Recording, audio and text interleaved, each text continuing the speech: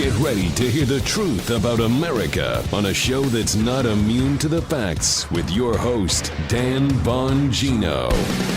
So what in Hades is going on in Pennsylvania? I've already explained to you with the vote count in Pennsylvania how there's this conundrum, dilemma, issue, problem that more votes were counted than people who voted. Well, the explanations, I told you as an doing actual reporting, unlike journalists out there, if we got an explanation from the state of Pennsylvania, we would put it on the show. So I will do that today. But the explanation, I think, is going to leave you more puzzled than the initial problem about how they counted more votes than people who voted. More votes, people vote. That make a lot of sense. Also, some really stunning video you're not going to want to miss of a guy in Georgia, an election expert, an expert witness, claiming he hacked into the Georgia voting system now for the runoff. I'll play that video. Today's show brought to you by ExpressVPN. Ladies and gentlemen, protect your online activity from prying eyeballs. Surf the web in peace. Go to ExpressVPN, expressvpn.com/Bongino today. Pick up your VPN. Don't wait. Welcome to the Dan Bongino Show. Producer Joe, how are you today, fine sir? I am doing quite well. And you used one of my favorite words, conundrum. Conundrum. Hey, SAT word, right? Whatever. It's probably not even an SAT word anymore. I have this word of the day thing I do. You know, folks, quick story before the show. I was always obsessed with having a good vocabulary when I was a young kid, my teens. I took this course. It was on audio tape called Verbal Advantage, and you'd play them in your car. There were these 45-minute tapes. It was the greatest thing I ever did when I was always obsessed with self-improvement, even as a young man. So I'm glad I could make Joe happy using the word conundrum. All right, folks, let's get right to it. Today's show brought to you by our friends at Hims. 66% of men start to lose their hair by age 35. Nobody likes that. Nobody likes that. Once you've noticed thinning hair, it can be too late.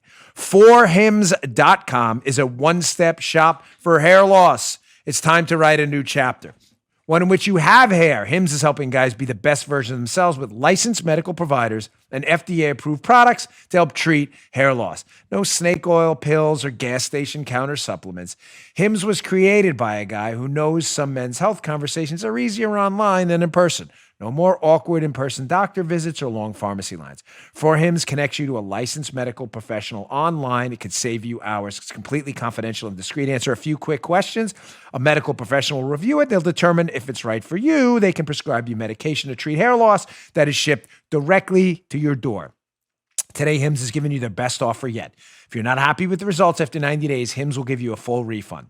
And right now, my listeners can get their first visit absolutely free. Go to that's F-O-R, 4hims.com/Bongino, 4hims.com/Bongino. Prescription products require an online consultation with a healthcare provider who will determine if a prescription is appropriate. Restrictions apply. See website for full details and important safety information. Reminder, here's the URL. That's ForHims.com/Bongino.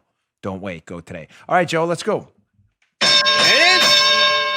All right. So unlike pretend fake news journalists who give you one side of the story, always the side that aligns with the Soviet Union and the liberals, we give you both sides. So I covered this Pennsylvania, as Joe loves the word conundrum, where apparently more people voted or more votes were counted in Pennsylvania than people voted. 6.9 million people apparently voted in Pennsylvania, according to their SURE system, which is an acronym for their state registry. So 6.9 million people voted, but only 6.7 million votes were counted. Obviously, a problem. It doesn't make any sense. You counted more votes than people voted. I said I'd give you both sides. Very good article I have in the show notes up today. If you want to access the show notes, that's my newsletter, bongino.com/newsletter. Subscribe. We'll send them to you. Just the News, John Solomon's site, has a response, which I'm giving you to be fair to both sides from these Pennsylvania officials. I'm just going to tell you before I dig into it, the response doesn't make a lot of sense either. You'll see what I mean in a minute. JustTheNews.com, Daniel Payne. Amid claims of unexplained ballots, Pennsylvania officials unsure how many voted in 2020. This is not a joke. Several counties have not uploaded full voter histories, said a spokesperson. Wait, keep that up a minute. Keep this. I want to read this headline to you again. We are now, when was the election? November 3rd? We are now into the new year. It is New Year's Eve. Happy New Year's Eve. The new year will be tomorrow. 2020 will be left behind. And Pennsylvania, according to the headline, I told you I give you both sides. They're still unsure how many people voted, and voter histories still haven't been uploaded. I'm just checking out for the loose, making sure she wasn't eating my wires over there. What the hell? What in Hades is going? Are we missing something? Ladies and gentlemen, this is not an election in Afghanistan. This is an election in the United States. We're still not sure how many people voted in a key swing state, and voter histories have not been uploaded yet. You may be like, that's not even their explanation for why they have 6.9 million votes counted, but only 6.7 million people voting. The explanation gets worse. Let's dig into the piece first, where the big discrepancy comes, explaining it again. Sorry to have to relitigate the beginning. We covered it the other day, but it's important. Some of you may be hearing my show for the first time. Here's what went down in Pennsylvania from the Just the News piece. Quote, a comparison of official county election results to the total number of voters who voted on November 3rd, as recorded by the Department of State, shows that, again, 6.9 million total ballots were reported as being cast. A press release announcing the findings said, quote, while the Department of State Shore System records indicate that only 6.7 million total voters actually voted. Folks, the conundrum here is obvious. If you counted 6.9 million votes, I'm rounding it up to 6.9. You can read just the news piece for the exact number, but for the sake of brevity, 6.9 million votes were counted, but only 6.7 million people voted. Even a liberal can figure out that this is like Al Gore math. Like, that's kind of a problem. So again, okay, to the explanation. Let's get right to it. From the Just the News piece. This is the official Pennsylvania. The state representative from Pennsylvania has an explanation for this. And if this doesn't leave you scratching your head, I don't know what will. But to be fair to them, unlike liberal media hacks who won't, we'll give you their side too. I don't know how much of a side this is, but whatever. The number of ballots cast is from the Just the News piece. The number of ballots cast is not necessarily going to match up exactly with the number of all the voters who voted. Murrin, this person Murrin said, representing the state of Pennsylvania. Still, the number of ballots on the state's website should be considered a rough estimate of the number of people who voted. She said, wait, keep this up. We're doing rough estimates now. Yeah. Like, this is how Joe, rough estimate. Hey, listen, if there was a rough estimate, I won Congressional District 6 in Maryland when I went. Rough estimate, I won. It goes on.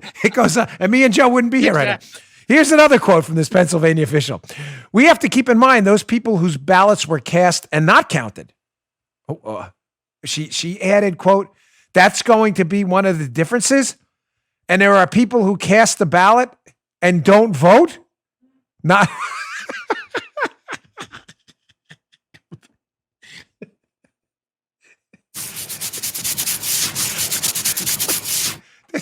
Thank you, Joe. Sometimes.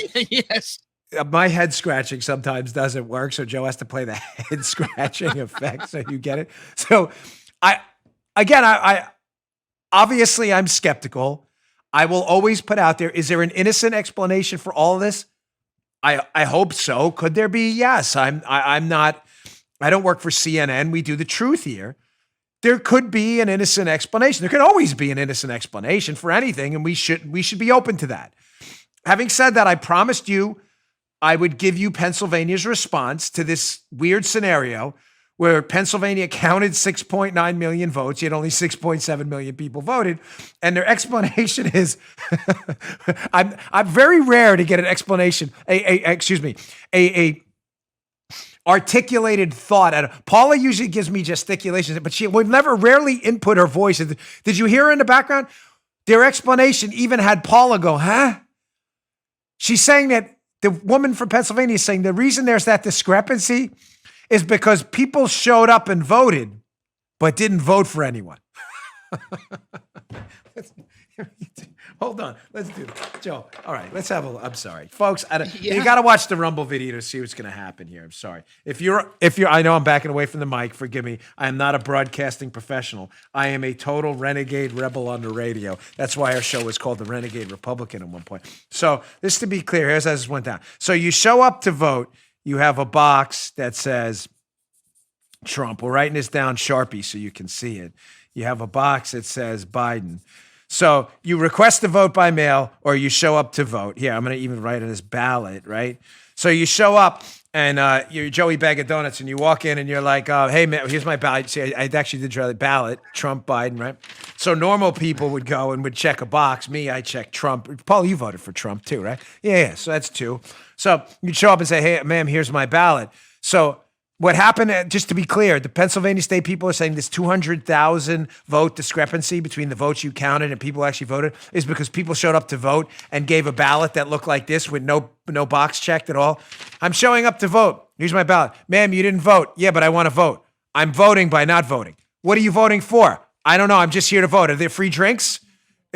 What's that? They were, Paul and Penny, yeah, they were bored. They were bored. So you show up, you don't want to vote, but you vote. You're like, I heard there were free cookies and chips here for this. I heard it was a cocktail. Are we doing Jello shots? Free Jello shots? Maybe Hilaria Baldwin's giving away like free lessons in Spanish. The vote day. Oh. Maybe who knows? I know I can't help it. I promised no Hilaria Baldwin stories and exhibit all of it, but I just can't help it. I don't know what's happening. What was there? With Jello shots? Was it like Bang Energy folks were there giving away, shooting out the dollar guns? Like, I don't know. What am I? Here's my vote. You didn't vote. Yeah, I know. I'm just here for the fun.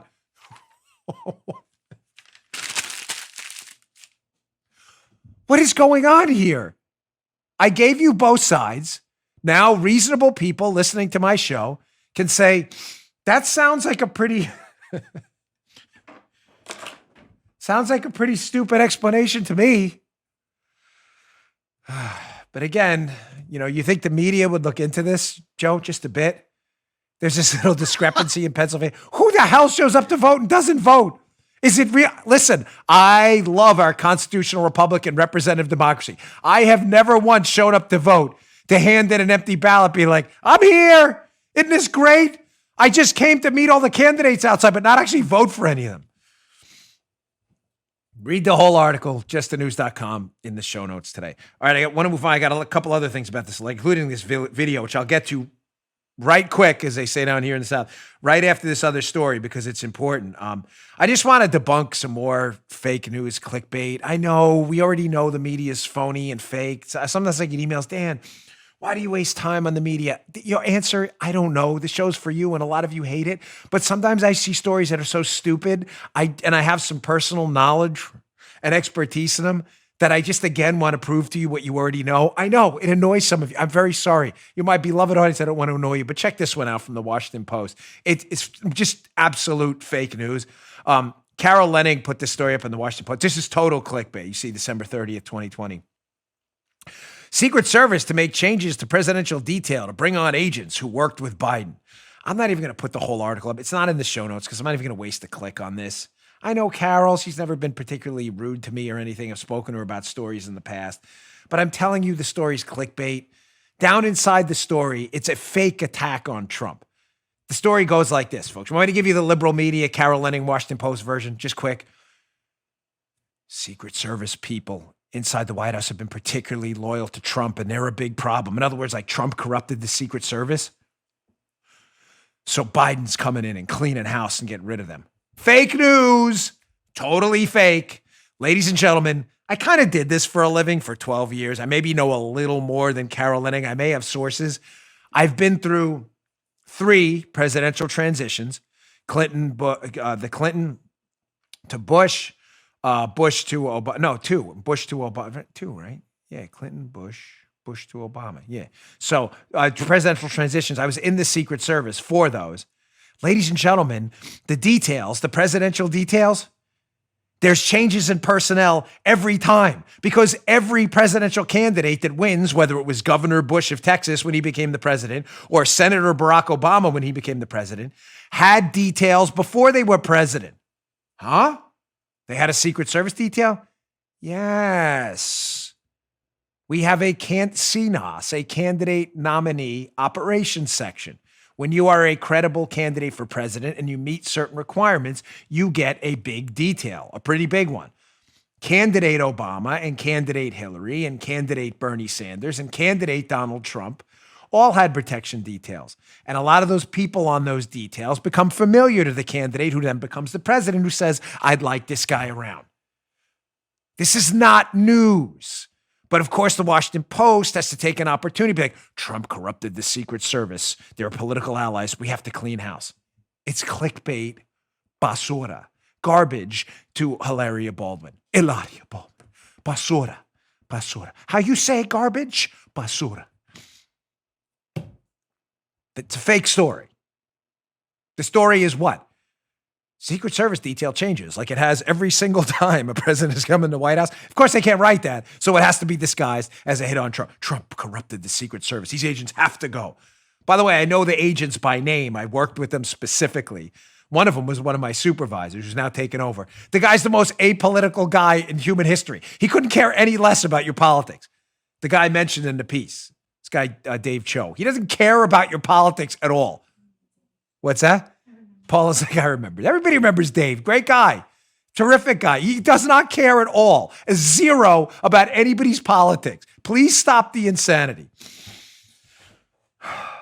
Poor Dave. I just ran into the most apolitical guy ever. He just does his job. You know what I remember about Dave? If you missed a period in a document that was 700 pages long, this guy would catch it. He had an eye for detail like I've never seen in my life. He'd be like, page 72, you missed a period in a sentence. You'd be like, huh? How did you figure that out? The story's garbage. All right, moving on to this video. You know what? Let me just play this. This is an expert witness at the Georgia Senate hearing they did on election integrity yesterday. This video is about, Joe, we didn't cut this. It was like 2 minutes long, right? I think I did. I cut the beginning maybe a little bit. I'm not sure, but this is on my Bongino report. Okay, good. So this is on my Bongino report Rumble account. We have a number of different Rumble accounts. We have the Bongino show, Bongino clips, and the Bongino report. Subscribe to all of them because there's stuff on each that's unique. I want you to listen to this expert witness. He just comes right into it, right into the clip, making the astonishing claim that they have hacked into right now one of the systems in the Georgia Senate race going on right now. Check this out. This is crazy. At this very moment, at a polling location in the county, not only do we now have access through the devices to the poll pad, the system, but we are in. And it's not supposed to have Wi-Fi, and that's not supposed to be able to happen. So we've documented now. It's communicating two ways in real time, meaning it's receiving data and sending data. Should never happen, shouldn't be Wi-Fi. We've now documented it in real time so we can suck down the data. But that's going on right there where everybody's voting. And I just wanted to get it into the record. Thank you. Well, Mr. Jones, One of those, is it a mobile precinct or is it a? No, it's a standing building. Okay. That this should not happen. And be. Shouldn't happen in any way, but this is another one in real time. Won't disclose location because every location is being checked, but we've now confirmed it 100%. Right. Thank you. Yes, sir. Senator Beach, did you? And now comes still Beach and the Tillery. Or did you have a question? Okay, well, Senator Tillery. Thank you. Thank you for your testimony. We've heard that there's 3 different types of machines: a scanner, a ballot marking device, and a polling pad.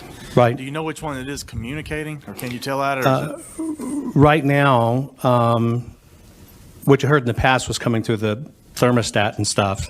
This is now a more direct access way, and so this is coming through the polling pad device where they're checking everything. But now, it only takes one device where you daisy chain them together and do it. The most important thing is that shouldn't be two-waying and even shouldn't be accessible or on, and it's there. Were there any other questions? Could I ask him one question? What effect could somebody with dishonest purposes, what could that person do given this access that's going on right now in Fulton County? Statistically, what can be going on when you have an operation like this is as that data is being exchanged and somebody's in it, can actually siphon off that data, modify the data, and feed it right back into the system. Huh? I'm just, you know what do I find tragically, I mean tragically humorous about this? This is an expert witness. This is not at some like Salem witch trial. This is the Georgia State Senate on election integrity. An expert witness that everyone's agreed to hear. He's not some clown who just showed up. talking about how they just hacked into an actual polling location. The guy's like, wait, it's not a mobile location, right? No, an actual polling location to the pad. And no one in the media wants to touch it. Nobody. It's a conspiracy theory. It is? Where? He's saying he's there right now. So he's testifying under oath. They've hacked into a voting location right now. And nobody seems to care at all. Just weird how if you're not watching my show, you're not going to see it anywhere else.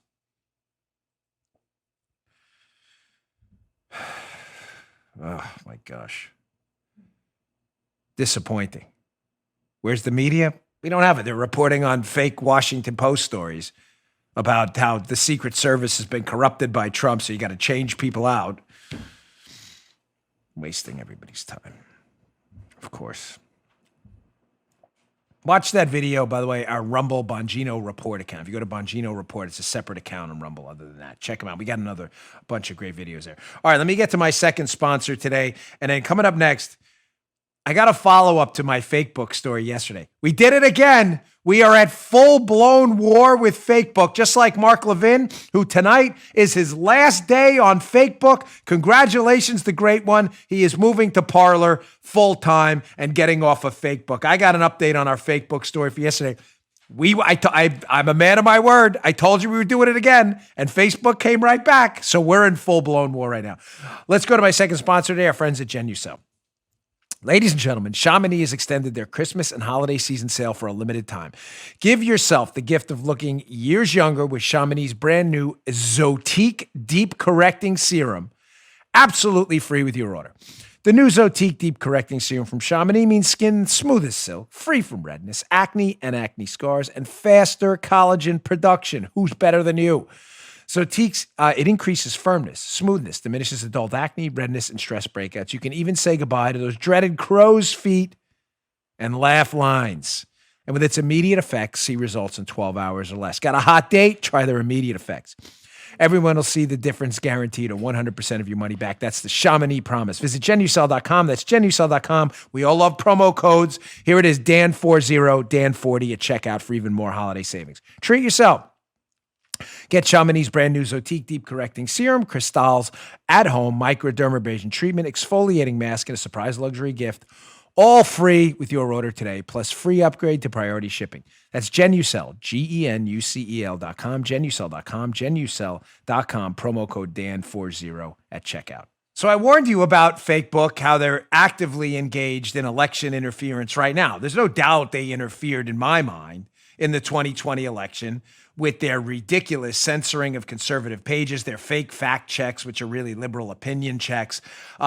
So I discussed yesterday how Facebook put a fact check on a segment I did on Raphael Warnock, Democrat, radical leftist running for the Senate against Kelly Loeffler in Georgia, how Pastor Raphael Warnock gave a sermon about how America should renounce whiteness. I'm not going to do the segment 3 times. It's obvious that the statement is a racist statement.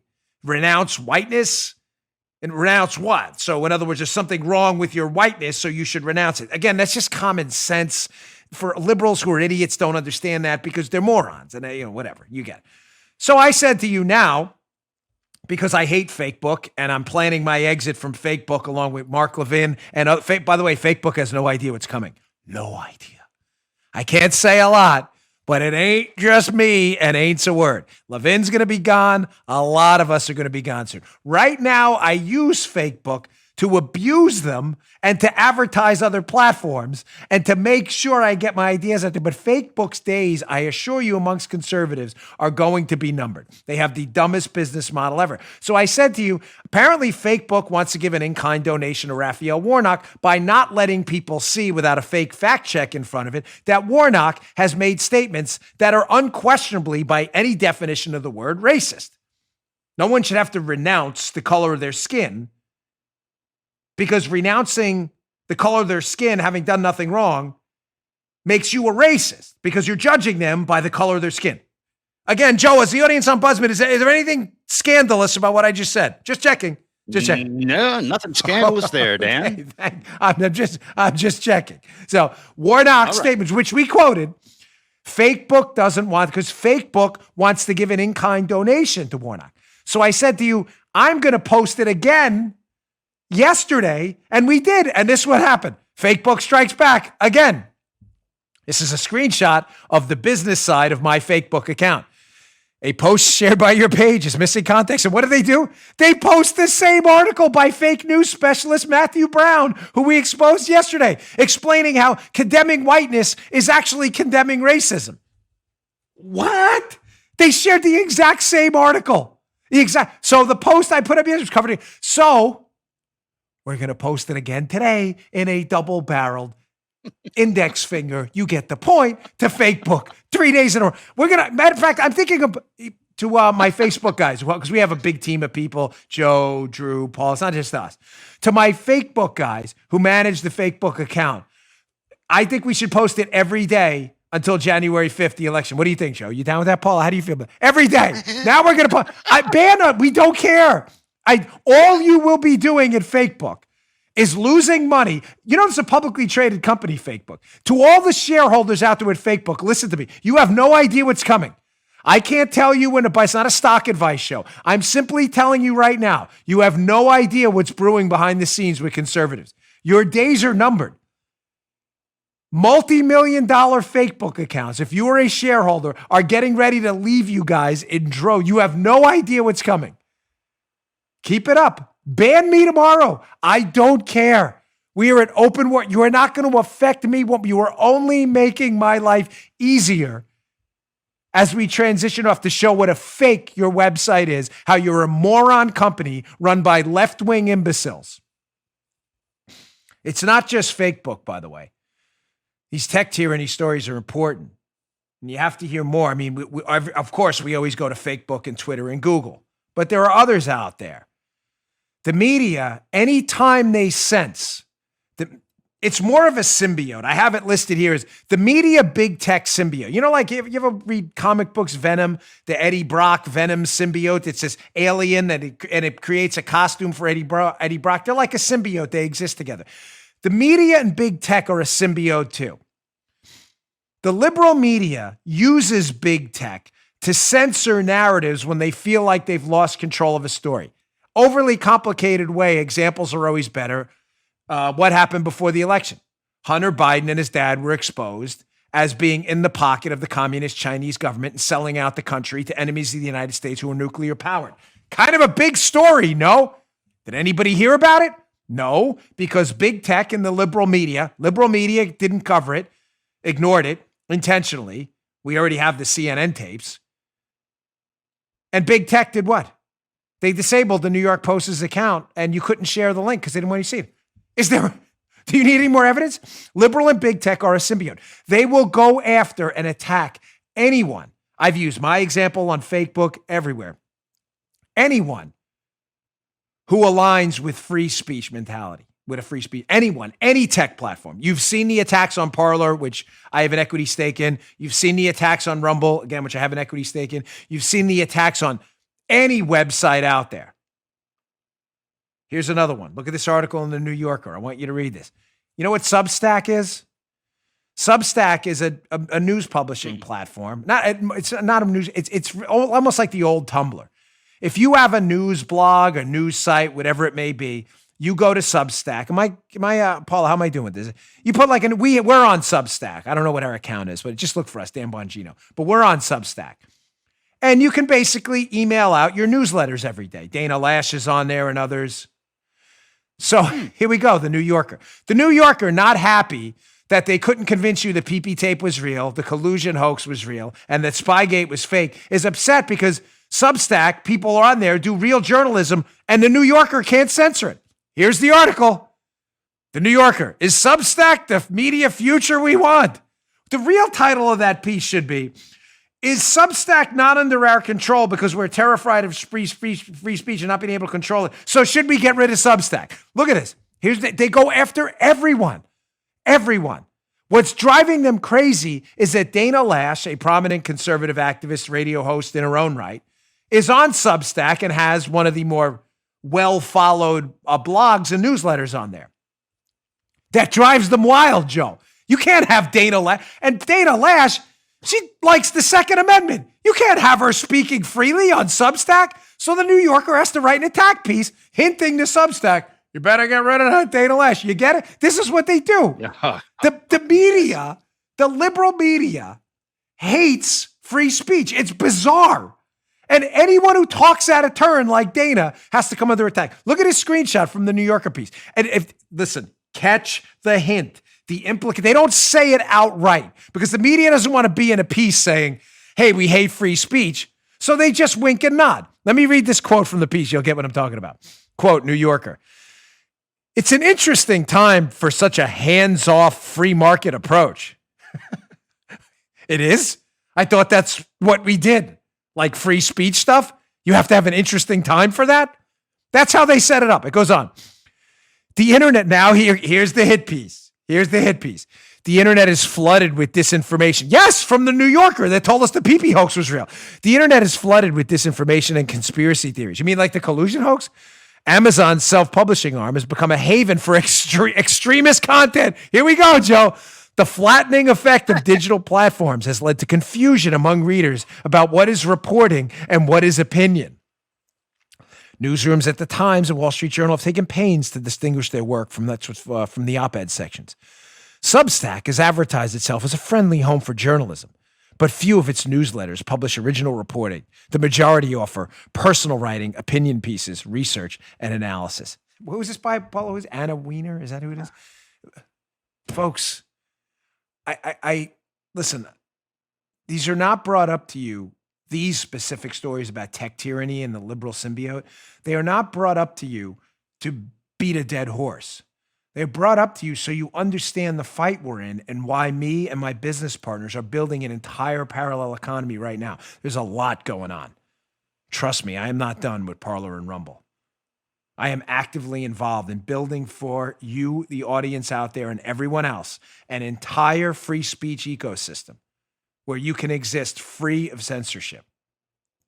The media doesn't want that. The media wants to be able, through the New Yorker and the New York Times, to dictate to you that the Hunter Biden story is fake and the PP hoax is real. And they flip the script when people go on Substack and say otherwise by saying, look, this is all disinformation. Dana Lash and others are posting on there. Is this real journalism? You see the attack? This happens every single time. The media, the New York Times and the Washington Post, the pinnacle, the top of the totem pole, the point on the pyramid of disinformation, people who have lied to you from the 50s onward, telling you the Soviet Union was a model economy, that Donald Trump was a Russian traitor, that Nikki Haley hung drapes paid for by Hillary Clinton, that Don Jr. got a back channel to WikiLeaks, that Michael Flynn reached out to the Soviet, his emigre, this Soviet counterpart before they won the election. All false. That's them at the New Yorker. And because they don't like that they couldn't convince you, Soviet-style, Pravda-like, that these fake stories were false, the people who are the truth tellers are accused of doing disinformation campaigns on Substack. It's going to get worse. It's going to get a lot worse. Get ready for the fight ahead. I'm telling you right now, folks, everyone is going to be under attack soon. Your payment systems for your business, you put a Facebook post up, supported Donald Trump, someone in your neighborhood in a liberal area doesn't like you, wait till you get your payment systems are taken away. That's not going to happen. Trust me, it's happening right now. All right, moving on, because I got a lot to get. It's a heavy news day today. By the way, I just want to plug something quick. BonginoReport.com is our news aggregator. It is our conservative alternative to Drudge, who has now left you. We really appreciate the website's been exploding in popularity. BonginoReport.com, make it your home. I've got big news coming ahead because about BonginoReport.com and some content we're going to be producing in the new year. You're going to be really excited about, because the reason is this show, sometimes I have so much news just straight, I can't get to it. I like to go into a little more detailed analysis of stories. We have an alternative coming for you soon I think you're really going to like. So stay tuned in the new year for some exciting developments. It's stories like this sometimes I miss. I've been hanging on this for a few days now. Is Nancy Pelosi in trouble in her bid for speakership? Again, you know, congressional terms obviously are just every 2 years, even for Nancy Pelosi. She has to run for speaker every time. Ladies and gentlemen, she's in real trouble. Pelosi is in a world of trouble. And why she's in trouble, one reason's obvious. She's lost a lot of seats. The Democrats lost between 12 and 15 seats, depending on how these 2 seats in question turn out. They've lost some seats. She needs votes to be the Speaker of the House. So what's going on? Check out this PJ Media piece. You can read the whole thing in detail on our newsletter. Again, bongino.com/newsletter. Check it out. Here's how a Republican can end up Speaker of the House instead of Nancy Pelosi. It's a long shot. It's by Matt Margolis. Really good piece. But it's not that long of a shot. This is crazy pills. Let's go to the screen cap number 1 from the piece. Explain to you what exactly is going on. Is this really possible? This is from BJ Media. Quote, well, let's see. Here's the deal. White House members can vote by proxy. Is the congressional members. That's a typo. Members of Congress can vote by proxy due to emergency rules adopted in May to protect members, House of Representative members, from getting and spreading COVID. But as the Hill reports, the proxy voting rules, this is important, expire with the new Congress, requiring lawmakers to be in the Capitol in person if they want to participate in the January 3rd floor vote for the Speaker. It's a voice vote. New rules governing the 117th Congress happen after the vote for Speaker. There's another screen cap from this, but let me just explain where we are. January 3rd, the 116th Congress, where Nancy Pelosi was the Speaker, they had rules saying you can vote from your home, whatever it may be. You don't have to show up in the Capitol due to COVID. Those rules expire January 3rd. The new members come in, where Nancy Pelosi's majority has shrunk dramatically. She may have nothing more than a 4-5 majority vote. She can't lose anyone. Well, I'm not going to be ridiculous. Precision matters. She can only stand to lose maybe 4 or 5 people, and she'll lose her speakership. But folks, a lot of these older members who could be in COVID danger don't want to go back to Capitol Hill. Well, they can vote by proxy. No, they can't, because the rules expire January 3rd. You now have to show up if you got reelected, because the new votes for new rules. So say they wanted to reinstate that again, Joe. You don't have to show up here. You can vote from home in the 117th Congress for all the new members. That vote happens after the vote for Speaker, and the old rules has expired. It's an old rule, new rule sandwich. You get it? And stuck in the middle is you're going to have to show up and say, I vote for Pelosi on the House floor in the Capitol. Got it? Let's go on to screen cap 2 and see why Pelosi is in real trouble right now. Quote, this means that candidates for Speaker of the House must receive a majority of the votes cast in person to be elected Speaker. Democrats already have a thin majority of 222 seats following the 2020 election, and 3 moderate Democrats already said they're not going to vote for Pelosi when the vote takes place on January 3rd. In addition, several Democrats have health conditions that have kept them from the Capitol in 2020. It would only take a small number of Democrats being exposed to COVID prior to the vote, and we don't want that, of course, for Pelosi, but we're not Democrats, wishing ill on anyone, to vote for Pelosi to potentially be in trouble. Here's a quote from a Democrat, Hank Johnson, the guy who thought Guam was going to sink. COVID is a wild card, said Representative Johnson from Georgia. If we have sick members who can't come back and we only have a 4-vote majority, it throws our entire advent of the 117th Congress in peril, a smooth advent. And Guam's going to sink. I hated it. But he did say that's the guy who thought Guam was going to sink. Remember that guy? Watch it. If you think I'm messing with you, watch the video. Joe's seen it 1,000 times. Yeah. Folks, listen, we don't wish ill on anyone. We're not sick liberals wishing death on people. But we're living in the middle of a pandemic. You have older members who are saying, hey, I'm not going there. Pelosi may not have that majority. And there's no voting from home. They can reinstitute the new rule, but only after the vote for Speaker. You better show up. She could be in real trouble. Can you imagine if a Republican gets a majority of the votes in a Democrat House? Oh my gosh. Now, it's a long shot, granted. But wouldn't that be crazy, Pills? A Republican Speaker of the House with a Democrat majority. That would be hilarious. I got to tell you, that would be really amazing. The chaos that would be, I just would be, I've never seen anything like it. My gosh. All right, moving on. Folks, you still want to defund the police? We're motoring through a lot of news stories today. Look at this video. Check this out on my Rumble account if you want. Listen on audio. You'll hear it in the background, though. Rumble.com/Bongino. Please subscribe. We're almost at 1 million subscribers, which is stunning considering we just started the account a little while ago. This is what it's like, I guess, driving through New York City these days. I was a police officer in New York, so I know a little bit about New York and Manhattan. Was an agent there for the New York field office for a while as well. So, crime and punishment and all that kind of stuff. A little bit of an idea how it goes down. Apparently, this dude was driving down the street in New York. A couple people decided they were just going to destroy his car in broad daylight. Check this out. It's wild!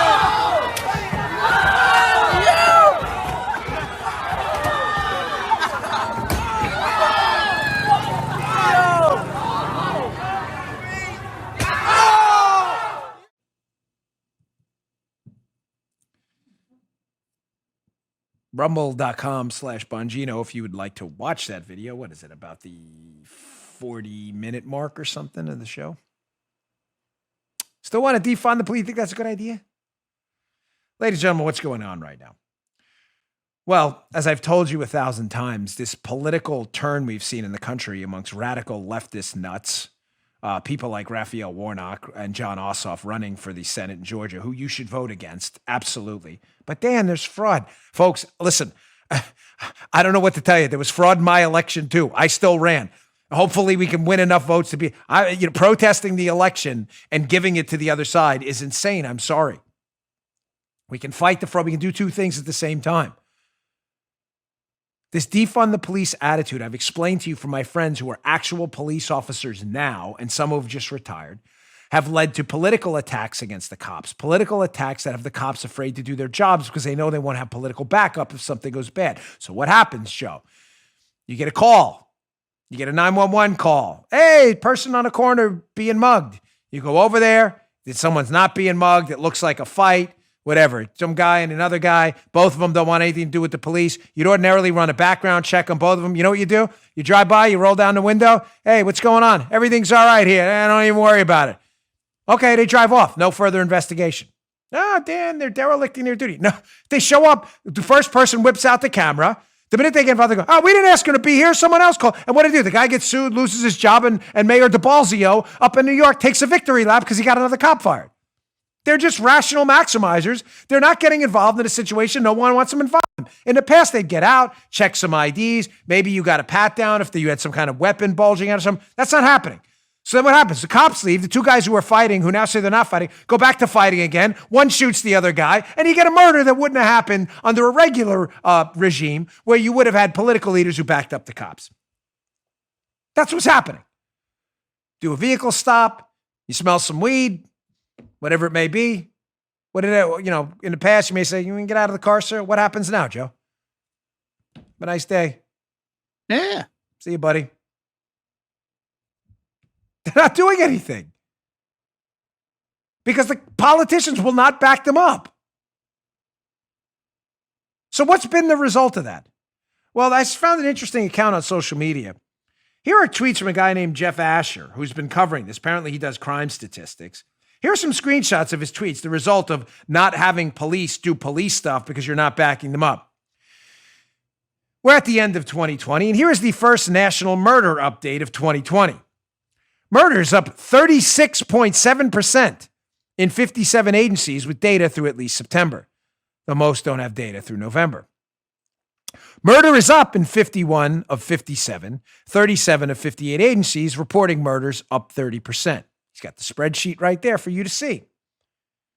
He goes on, telling you in this second tweet how bad this really is. This pattern, ladies and gentlemen, there are people dying. This isn't a talking point. This isn't some kind of nonsense political, focus group tested talking point. These are real people with real families who are now dead. Dead. He goes on. The largest national percentage increase in murder ever reported since 1960 was 12.7% in 1968. The largest raw number of murders increase was 1,938 in 1990. A 15% increase this year, and this guy thinks it'll be larger, would mean 2,400 more murders, and it'll be the worst 1-year increase in murder ever recorded.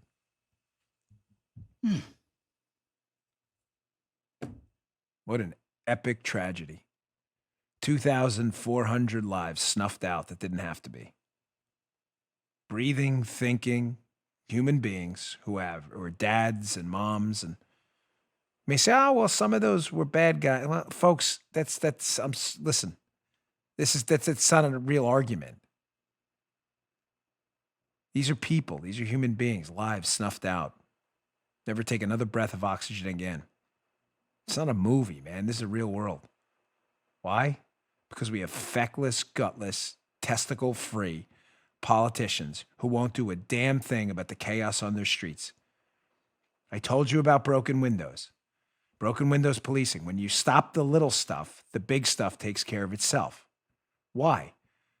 Because if you let the guy jump the turnstile and look the other way when you're a cop, it's no big deal. The guy who jumps the turnstile is typically the guy on the train who rapes, kills, or assaults someone on the train. He doesn't pay via MetroCard. The maniacs and the lunatics jumping on that BMW in the video I just played for you, you think these people are incapable of burglaries, home invasions, assaults? They assaulted a guy right before he got out of his car. They would have beat the crap out of him too. When you arrest them and take care of them, and you know you'll be backed up, you don't have the burglaries and home invasions later because they're in jail. It's not hard to figure out. Of course, this affects minority communities and poor communities the worst, because what happens in rich communities? In rich communities, you see this Washington Examiner story we'll have in the show notes. What do? They just hire private police forces, so they're A-OK. Don't you worry about them. Zach Faria, Washington Examiner. Wealthier communities will turn to private policing as cities deplete their own police departments. Folks, we'll be okay. My sheriff's great. But again, de Blasio and the liberal Democrat communists that run your cities that some people in New York, some listening to this, continue to vote for, are defenestrating and defunding your police while you're attacked, while we're A-OK. We got our private police force. But they're in it for the little guy, right? It's the Republicans that are we're defending you, conservatives like me. I'll be fine. This has nothing to do with me. My neighborhood is A-OK. Our police force here, do not drive in my neighborhood and commit a crime. Trust me. There's a bridge to get in here. Bad idea. I'm cool. I am A-OK. I'm in this fight for you. It's not a joke. I'm doing it on my show right now. And yet you continue to vote for people who are making the wealthy safer while you can't even drive down a street in New York City. I'm going to skip ahead, Paula, because I do want to get to these stories. Been teasing them for a couple days. It's frustrating. It really is. It's just frustrating and stupid. Again, we wake up every morning on this show trying to explain to you the forest fire, cancer, and wart on the collective arse of humankind that liberalism is. It is a forest fire, and stupid people, I said it on Hannity guest hosting the other night, stupid people align with liberalism because only stupid people can't figure out the forest fire it is. I just showed you the video, and Dan, that's just one video. Well, I could sit here all day and play this stuff. This was not happening in Rudy Giuliani's New York City. I was there. Or candidly in Bloomberg's either, where he followed a lot of Giuliani's policing. Fair is fair. Guy's crazy on guns, Bloomberg, off the rocker. But they followed the same broken windows policing and crime continued to go down. Fair is fair. Then de Blasio came in and the place has escaped from New York Snake Plissken style. What a joke. All right, moving on. Different direction, but a story I've been teasing all week, very important. This Wall Street Journal story is fascinating. I have warned you repeatedly for 4 years now about the dangers of a fiat digital currency. In other words, governments around the world are saying, we got to get away from this cash thing. They're using all kinds of bogus excuses. One of them is drug dealers are using the $100 bill that, folks, cash is, of course cash is always going to be used. But that doesn't mean we get rid of cash. There are dangers, big dangers. This Wall Street Journal story is brilliant. China envisions its digital currency future with lotteries and a year's worth of laundry. In the latest trial, residents of Saoju won a share of 20 million digital yuan to spend online or offline purchases. Let me summarize this headline. There's a lot in there and why the dangers of getting rid of cash. That's what this segment is about. What's going to happen to you if this happens? Major league no-no. China, of course, which is the world's largest surveillance state and the number one enemy of the United States, they're straight up communists. They're not hiding it. Liberals here try to hide it. They're communists too, of course. And liberals who want to get rid of cash in the United States have the same goals the Chinese do. Chinese want to get rid of cash, the Chinese government. They want a digital currency. So they did like a lottery, Joe. They're like, hey, there's a sucker born every day. We'll give you a whole bunch of free money. All you'll get is an app and you get to go and spend the money and ding, ding. And everybody was like, yes, I can't wait to download this app. Well, what happened afterwards? Well, what are the two things that happen? I've, again, repeatedly have to warn you about here. If you get rid of cash and you go to a government currency, which the government can track. Well, number one, the government will track you. What you're buying, what you're selling, what they don't want you buying, what they don't want you selling, because it's a digital currency that leaves a digital footprint. Cash doesn't do that. Cash. From the Wall Street Journal story. China's doing this right now. This will be coming here soon. You've been warned 1,000 times. Here's 1,001. From the Wall Street Journal piece. For the central bank, part of the appeal, this is in China, of the new digital currency is to create a public alternative to Alibaba and Tencent's payment duopoly and to gain more access to transaction data. Ho, says Martin Sharzemba. Sorry, I'm saying your name wrong. He's a research fellow at this economics institute. So they want more access to your transaction, what you buy. Why would a government want that? Gee, I don't know. Maybe like to track if you bought a firearm once so they can put together a little registry behind the scenes of who has a firearm and who doesn't so they can come take it from you. Oh, what a conspiracy theory. Is it really? Everybody thought Spygate was a conspiracy theory too until it actually happened. You really want the government having open access to all your transactions? What if we get a little nudge approach like Cass Sunstein, where you go and buy cigarettes because you're a smoker and the government learns about it because all the currency is digital. And then you're getting Medicaid, Medicare payments, and all of a sudden they stop your Medicaid payments because they know you're a smoker. Oh, wow. Didn't really think of that one. Why did I use that second example? Because the first one obviously was one that appealed to conservatives who are Second Amendment advocates. You don't want the government knowing if you bought a gun or not. It's none of their business. It's your right to buy a gun. You know, the whole keep and bear arms, Second Amendment thing. I don't know if the liberals have ever read the Constitution. But the second one more aligns with liberals. You like this idea, liberals, too? You love Medicaid, Medicare. Anytime the government spends our money on us, liberals think it's free money. You want your free money disappearing because the government found out you're buying cigs every day? What about alcohol? Buying it every Saturday night, little date night, went a little long. Not allowed to buy alcohol anymore. You lose your Medicaid payments. That can't possibly happen here. You sure? You sure about that? So the number one downside of a fiat digital currency is you'll be subjecting yourself to a surveillance state monitoring everything you're buying. Sounds like a big 2 thumbs downer to me. 0 stars on Amazon for that one. But even worse, it's a little wonky, but not too wonky. And this was where the warning came in when I covered this, 3 years ago. We did a story, a whole show, which was very popular about negative interest rates. Don't worry, audience archivist Judy. You don't have to put, she sends me that. She does so much work. We love her to death. I hope everything's going okay. We love audience archive. She's been with me from the beginning. Judy, yes, she's the best.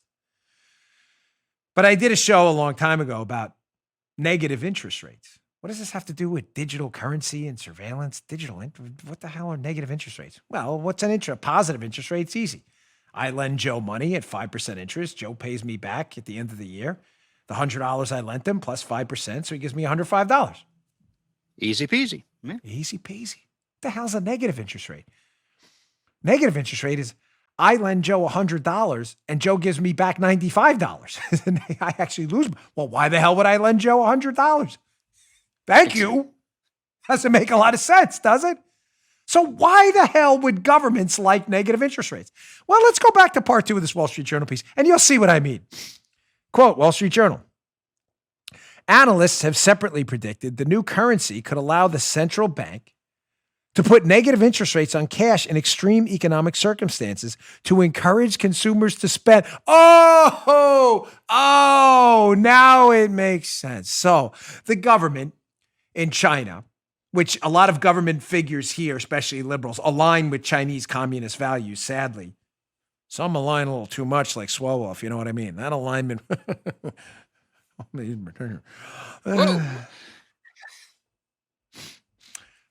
This is a double spectacular whammy for them.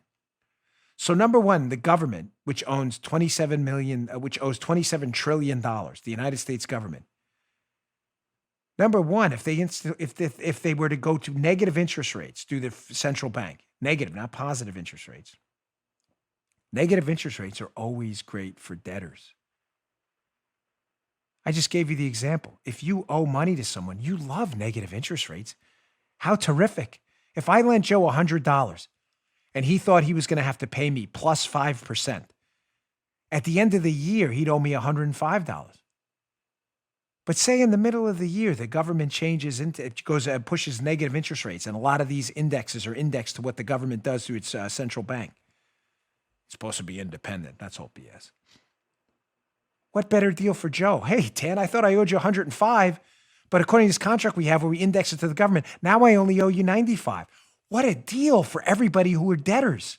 Who's the biggest debtor in the world? Pen time. Ow, that hurt.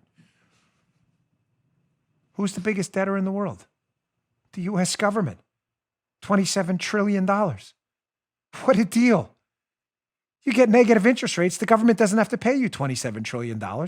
Depending on how low they go, maybe they only have to pay back $25 trillion. Negative interest rates kind of sound like a tax to me. Government borrowed money from us and gives us back less? But what's the problem with negative interest rates? And what does that have to do with digital currency? You going to keep your money in a bank if the interest rates are negative?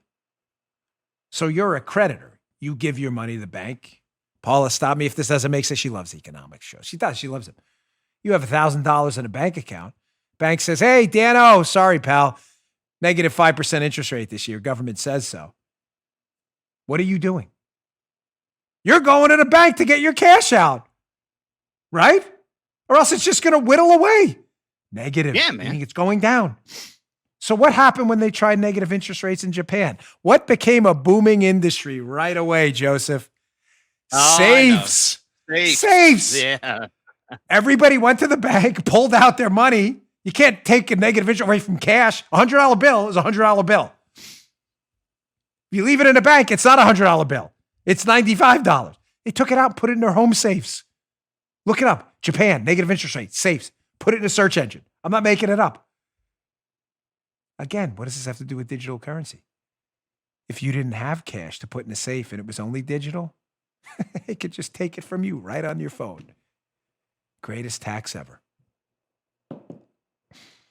So next time you hear about the wonders of digital currency and, maybe the U.S. government wants this idea, they'll send you a little QR code with free money. Give them the double-barreled index finger. It's a really, really bad idea. It is the worst tax you would ever see in your life. Worked for money, put it in a bank. Government told me I had less. Of course they did. So again, I'm talking about fiat digital currency. I'm not talking about Bitcoin. I love blockchain. I didn't used to, but I'm falling for it quick. One of my business partners, huge into Bitcoin, knows everything about it. All right, I do want to get these last two stories because I see them. I don't do a lot of national security stuff. I teased it yesterday, but I found this story at BonginoReport.com, our news aggregator. That's put together by Matt. I make suggestions, but Matt Palumbo, my excellent editor over there, he goes out and combs the internet and finds the best stories. I found this story yesterday at BonginoReport.com. It was cool. It's about the military. Folks, they have a devastating new weapon. Did you hear about these, Joe? The Air Force has these, they call them rods from God, that could hit with the force of a nuclear weapon. Blake Stillwell, military.com. Again, it's up at BonginoReport.com. I think it's still there. What are these things? Well, we have obvious problems with nuclear weapons. There's fallout. There's nuclear radiation that stays around forever. And obviously, they kill a lot of people. So we've been trying to think for years, like, how do we develop a weapon that could hit with the kinetic energy and do that kind of destruction, taking out, say, Saddam Hussein's bunker or military targets, whatever they may be, without having to deal with the nuclear fallout, the radiation, and all the other horrible problems that would occur with, obviously, in a nuclear war. This is an incredible idea. Tungsten rods. Those are really, really heavy from the piece. So what do? This is called, Joe, Project Thor.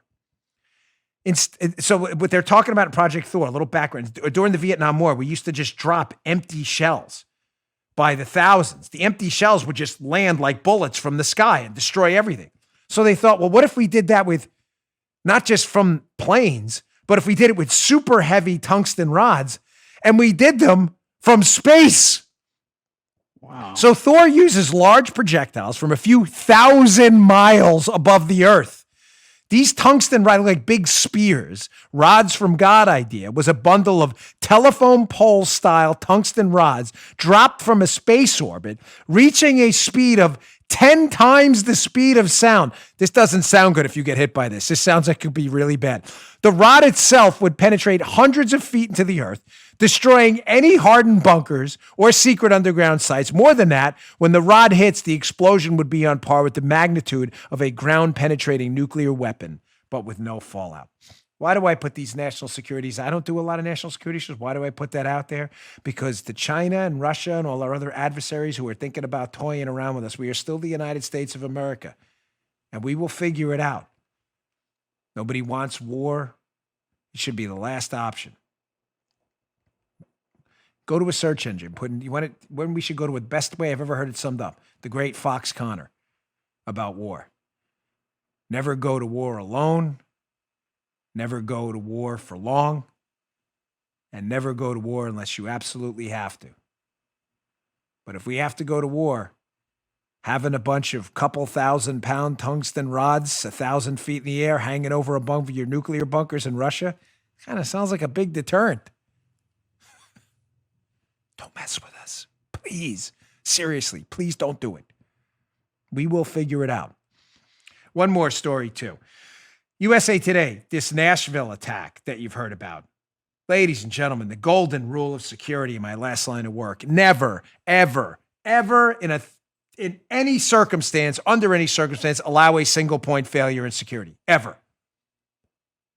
What do I mean by that? Look at the story in USA Today, which occasionally, when they're not doing fake fact checks with Matthew Brown, does actual acts of journalism. Nashville bombing froze wireless communications and exposed the Achilles heel in regional networks. How do we still have these Achilles heels? From the story, this explosive that went off in front of this Nashville AT&T center was a single point failure, said Doug Schmidt, of Vanderbilt professor. He said, that's the Achilles heel, the weak link. When one thing goes wrong, everything comes crashing down.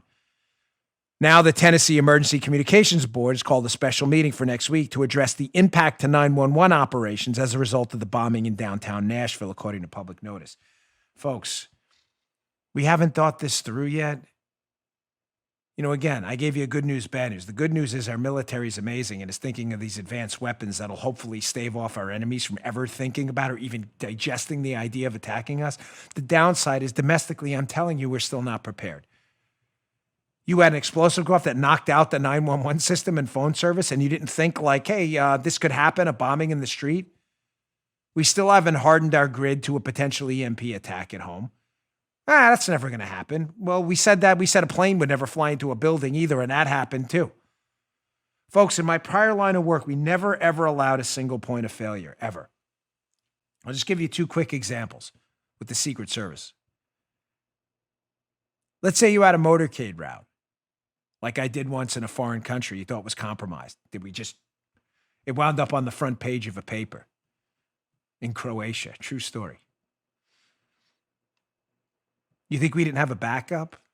We had an alternate route because you have a backup. In other words, you don't drive the motorcade route you know has been compromised because it's a single point of failure.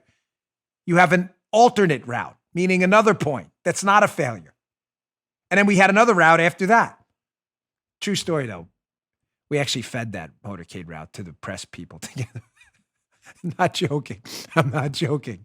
The press was in Croatia. I was the motorcade guy in Croatia. They were getting way too curious about a motorcade route. Where you're like, why? Are they going to like feed this to some bad guy who wants to take us out with an RPG? So we were like, yeah, sure. Here's the motorcade route. We're going to go down here. Wound up on the front page of paper. We did the other one. Everybody lined up on the wrong motorcade route. It was just great. Yeah, sometimes we did that stuff. We have hard rooms at sites with the Secret Service. That way, if everything breaks bad and we can't evacuate a building, we have a room we can harden up in because we don't want single points of failure. To all the people out there listening, we have a big audience who are county commissioners, mayors, local mayors, small towns. You got to think this through.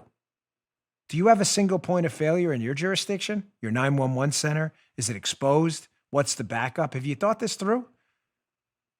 Again, my prior line of work, you can't solve for every contingency, but you can think things through and at least have an A to B plan. We used to have an A to Z plan, but sometimes even Z breaks down. But you got to have a plan. This is unforgivable. Bomb goes off. The whole 911 system went down in that area. That's insane. It's America 2020. We got to figure this stuff out. All right, folks, that was a loaded show today. Humble request, please check us out again. I keep pumping BonginoReport.com because we're putting a lot of work into it. We really want a good news aggregator there for you, and we would love to be your home in the morning, the afternoon, and your first site for news when you go there. We don't pump a lot of our own stuff. We celebrate a lot of other conservative outlets, National Pulse, Washington Examiner, Daily Caller, all of them. You'll find all their stuff at BonginoReport.com. Please check it out. Exciting news about that in the new year. And please subscribe to my Rumble account for the video version of the show, rumble.com/Bongino. We're almost to 1 million subscribers. Thanks a lot, folks. I'll see you all tomorrow. You just heard Dan Bongino.